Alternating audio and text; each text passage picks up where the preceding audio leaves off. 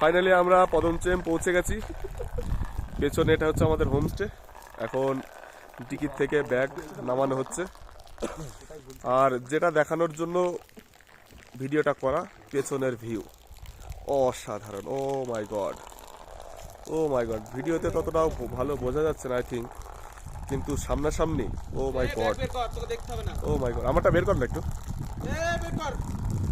আল্লাহ, খুবই সুন্দর জায়গা, খুবই অসাধারণ জায়গা।